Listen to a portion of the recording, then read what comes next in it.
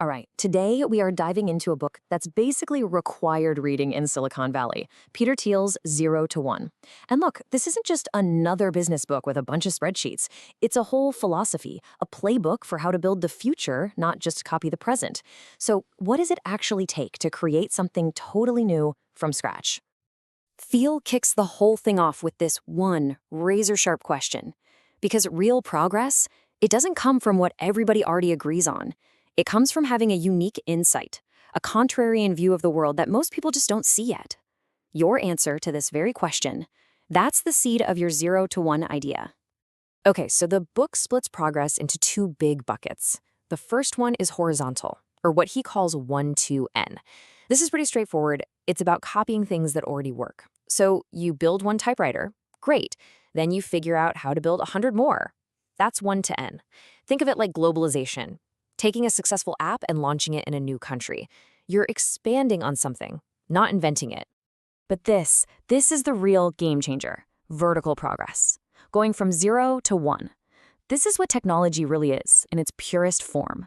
It's about creating something fundamentally new. It's not about building another typewriter. It's about inventing the word processor. That single leap from nothing to something. That's how the future is actually built. Okay, so now that we know the goal is to create something brand new, let's talk about one of the biggest myths that Thiel says gets in our way. This idea we're all taught that competition is a good thing. And this comparison just lays it all out there perfectly. Back in 2012, all the US airlines combined brought in a huge $160 billion in revenue. But the industry is so brutally competitive, they captured almost none of that value. Get this, they made just 37 cents per passenger. Crazy, right? Now look at Google, which is a monopoly in search. They made less revenue, sure, but their profit margin was over 100 times higher. Why? Because they don't have any real competition. So what this really shows us are the two extremes of the business world. On one side, you've got perfect competition, where businesses are basically just commodities, and any profit gets competed away until it's gone. But on the other side, you have a monopoly. And let's be super clear. When Thiel says monopoly, he doesn't mean some evil, illegal bully. He means a company that is so good at what it does that nobody else can even come close. They own their market, and because of that, they get to capture the value they create. And it all boils down to Thiel's core argument, summed up in this one powerful quote. Just let this one sink in for a second. Capitalism and competition are opposites. I mean, think about it. Capitalism is all about accumulating capital, making profits. But perfect competition, that drives profits down to zero. So the big takeaway here is if you want to build a valuable company that lasts, your goal should be to escape competition and build a monopoly. But here's the kicker. Companies actually try to mislead us about this. Businesses that are stuck in these super competitive markets will desperately try to tell you how different they are. They'll emphasize these tiny, superficial things to try and stand out. I mean, think about all the different brands of bottled water. They're all selling the exact same thing, but they spend millions trying to convince you they're somehow unique.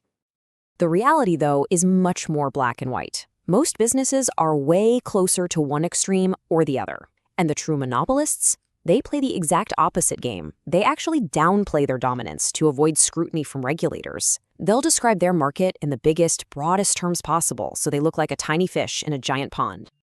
All right, so if competition is so bad, why do so many startups act like it's a badge of honor? Well, Thiel argues it's because of all the wrong lessons Silicon Valley took away from the dot-com crash. You know, the crazy thing is, the mania itself was incredibly short. It was basically 18 months of pure insanity. But you have to remember the context at the time. A lot of the world was in a financial crisis, and the internet, this new economy, it seemed like the only hope, the only path forward. And that's what really fueled all that irrational exuberance. So after that bubble burst, this new set of rules took over. Everybody started saying, make small, incremental steps. Stay lean, which, often just meant you didn't have a plan. Focus on improving what your competitors are already doing. And the big one, if you have a great product, it'll sell itself. But Thiel says, nope, the opposite is true. You should risk being bold instead of trivial. A bad plan is better than no plan at all. You have to create your own market to escape competition. And you have to remember that a great product is absolutely nothing without great sales. And this all leads us to what might be one of the most profound ideas in the entire book. It goes way beyond just business and talks about our entire culture's view of the future itself. So, Thiel says we can see the future in one of four ways. And for decades now, America has been living in this top right box, indefinite optimism. We just sort of believe the future will get better, but we don't really have a concrete plan for how. It leads to focusing on process instead of substance. Think about that student who just collects random extracurriculars to build a well-rounded resume for a future they can't even define. Or a company that's totally obsessed with quarterly earnings instead of a bold long-term vision. Now, contrast that with the era of definite optimism. This was a time of grand, ambitious plans to literally build a better world. We didn't just hope for progress, we went out and engineered it. We created these monumental achievements like the interstate highway system, the Apollo program, the Golden Gate Bridge, because we had a real concrete vision of the future we wanted to build. I mean, just look at this incredible vision, the Reber Plan. In the 1950s, a school teacher came up with a plan to re-engineer the entire San Francisco Bay with massive dams and freshwater lakes. Yeah, it sounds wild, but it was taken seriously. Congress studied it, engineers built models of it. Can you even imagine a plan that ambitious getting a serious look today? We've kind of traded these grand visions for tiny incremental tweaks. So if we've lost our faith in these big, definite plans, how do we get it back? How do we start thinking big again?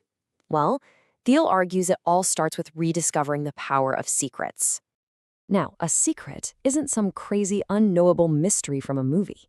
It's just an important truth that isn't widely known yet. It's something that's hard to figure out, but not impossible. Every great business is built on a secret it discovered. You know, Airbnb's secret was that people would actually be willing to rent out their spare rooms to total strangers. Uber's secret was that there was this huge, untapped network of drivers, just waiting to be connected by technology. Both were secrets that were hiding in plain sight. So why have we kind of stopped looking for secrets? Well, Thiel points to 4 big trends. First, our education system teaches us incrementalism. You just do the tiny steps you're assigned. Second, we're just culturally terrified of being wrong.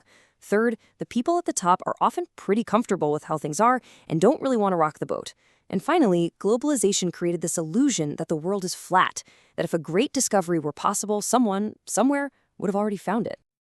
And that brings us right back around to where we started, that contrarian question, what important truth do few people agree with you on, becomes a creative one. What valuable company is nobody building? Every single correct answer to that question is a secret. It's the foundation of a 0 to 1 company. The secrets are still out there. They're waiting to be found. The only real question is, are you going to be the one to find them? Subscribe now for more book summaries.